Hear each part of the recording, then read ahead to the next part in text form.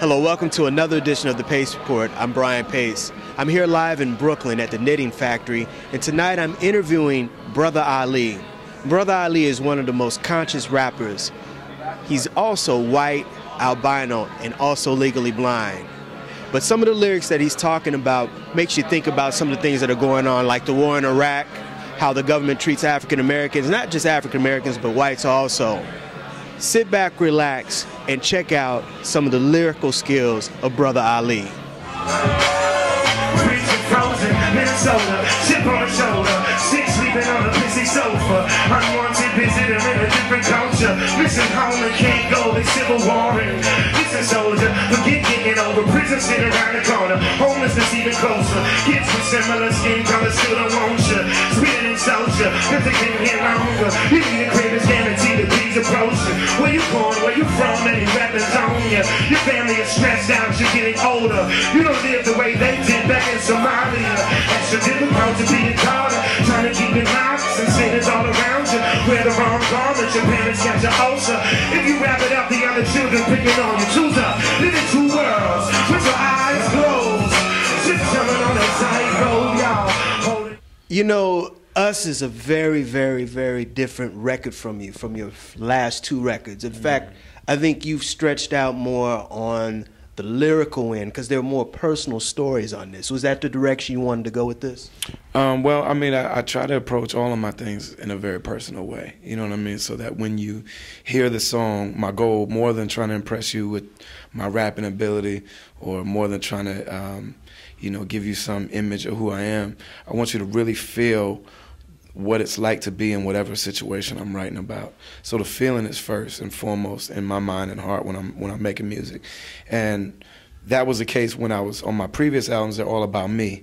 I'm the #1 figure in all the stories, which is good, you know, in your earlier work to let people know who you are, and it's very liberating to do that.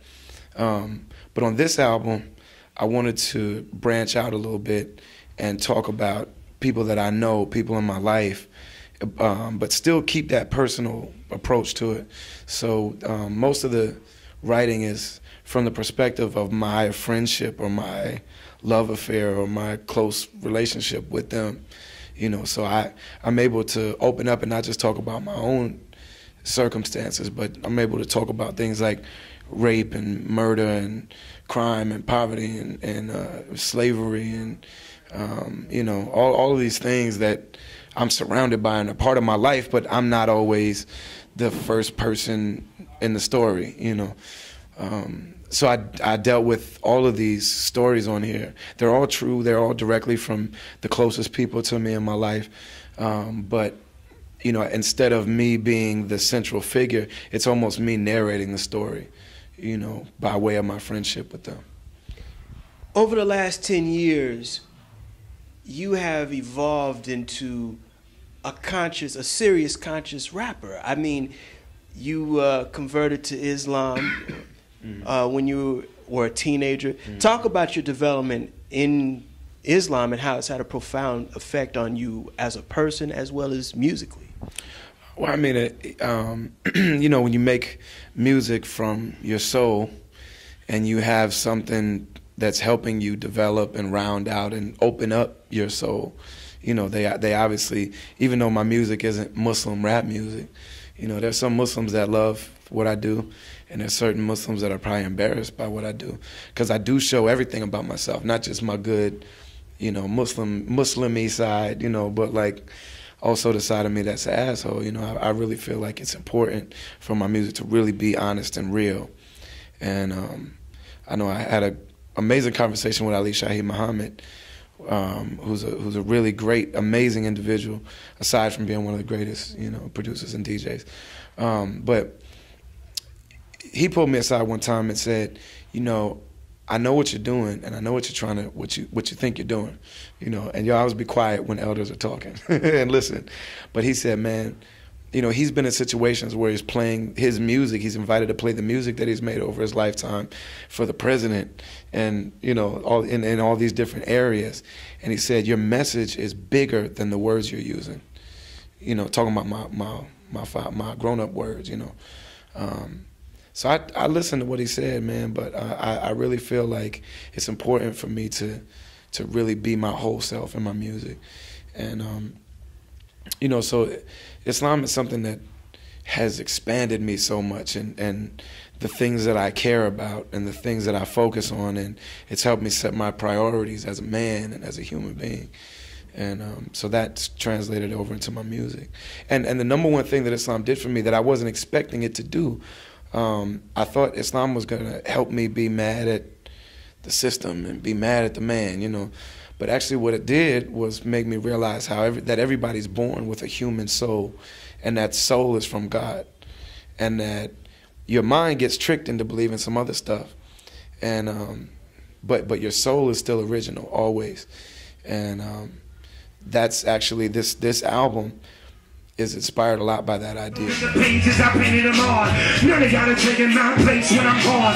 Prove or uncut, who the fuck want what? Even so you sucker ass much, what the fuck's what? Brother Ali, that's out of me, not to die while the music is still inside of me. It gotta be allowed to breathe, gotta let it out at least enough to let the monster flee. One more than what they offering me, songs that make me feel like I'm already free. Rebel in my own right, y'all don't wanna write or think or speak around standing next to me. When it came, You know, one of the songs that really kind of put you really on the map was Uncle Sam Goddamn. And there was a backlash. Some sponsors kind of pulled their plug on you when you were on tour, but it didn't stop you. Kind of intensified your message and everything that you're talking about. I mean, one of the greatest things that the system can do to you when you're speaking out is make you a martyr. And they learned that after a while, you know what I mean? They killed King, you know, Dr. King, God rest his soul, the greatest American that ever lived. And it made him a martyr, and it made his message intense, that much more intense. Same thing with Malcolm, who's my personal hero, Malcolm X. And so they stopped killing people, and they start marginalizing them. You know what I mean? They start finding a way to just get the masses to ignore them. You know what I mean? So you know, and I've had some of both. And there was a big phone company that proposed doing a tour with a really big rap group that, you know, kids were crazy about. And we were going to do a tour of colleges, and I was going to open directly for them, and they were going to pay me way more money than I'm used to getting. And I was going to get to perform for brand new audiences. The shows were all going to be free because this sponsor was picking up the bill. And I was hyped. You know, it seemed like, man, this is going to be a great opportunity for me. I know I'm going to sell a boatload of merchandise, which is how I really live, you know. And, man, that video came out, and they said, you know, it's too risky for us to align our name with you at this point. And I understand and I respect where they were coming from. And that was also the time that the war was going on. The war was still going on. Yeah, but I mean, it was the Bush years. You know, they had been sponsoring a tour that a.k.a. was supposed to be on, and a.k.a. got caught on tape freaking a girl who ended up being a little underage, and you know what I'm saying? Right. Then that was that same company. So they took a.k.a. off of Gwen Stefani's tour, and they took me off Gym Class Heroes tour. And so, you know, I don't blame the company, and I definitely don't blame Gym Class Heroes, because I appreciate that they were open to letting me come out with them. And Travis and them, they're really talented cats, you know. But directly after that, you know, that tour fell through, and you know, whatever, man. You know, Muddy Water said you can't lose what you never had. You know what I mean? So I said, all right, well, you know, whatever, just keep it moving. Immediately after that, I got offered a tour with Ghostface Killer and Rakim, and his giant band sponsored by Dodge.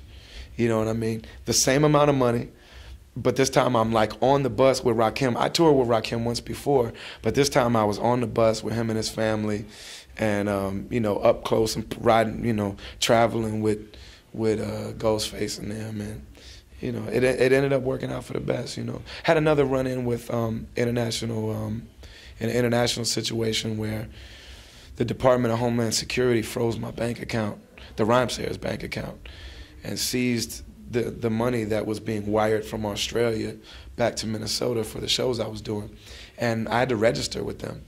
I had to give them my name, address, social security number. Everybody in my crew that travels with me, that works with me, we all had to basically register with them, with the Department of Homeland Security in order for them to release our money and free up our bank account. That'll do it again for the Pace Report. I'm Brian Pace here at the Knitting Factory here in Brooklyn. I'd like to thank Brother Ali for his time. Please visit my website, www.thepacereport.com, for all my archive interviews, including the latest one with Al Jarreau. Until next time, remember, if it's in the groove, it'll make you move. Until the next time, peace. When behind an action line, inspect your time and check your design. Your pedigree never hold up next to mine. You're afraid of